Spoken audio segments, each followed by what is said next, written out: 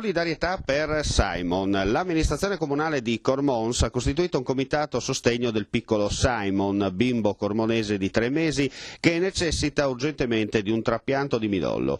Attualmente si trova ricoverato a Pavia ed è in attesa di un donatore compatibile. I genitori lo seguono da vicino facendo fronte a spese per loro insostenibili, perciò la decisione di creare un comitato in loro aiuto.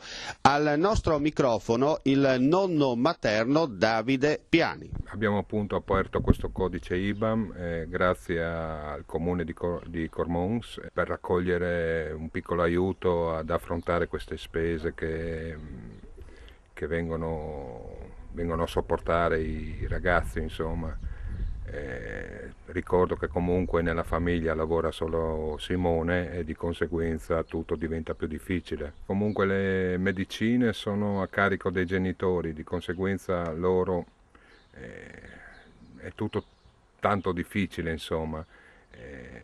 Però visto che comunque ci sono tante persone che comunque sono vicine a loro, e di questo voglio ringraziarle personalmente anche da parte dei ragazzi, insomma.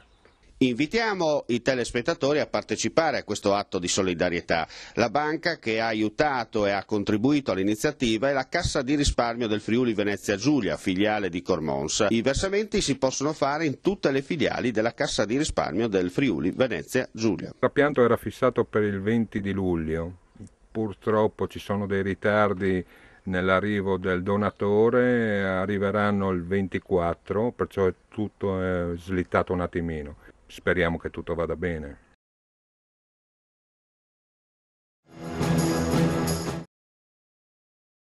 Si è chiusa ieri sera a Manzano la festa dell'associazione culturale Noi Calabresi con gli Alti, che si è costituita 10 anni fa in quel di Premariacco e associa a loro non solo calabresi ma anche friulani. In occasione di questo avvenimento particolare presenti diverse autorità provenienti proprio dalla terra di Calabria.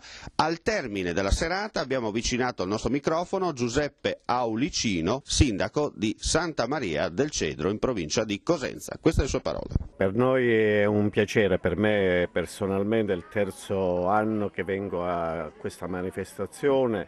Sono affascinato da questa integrazione che c'è, questa vicinanza tra gli amici friulani e i nostri concittadini.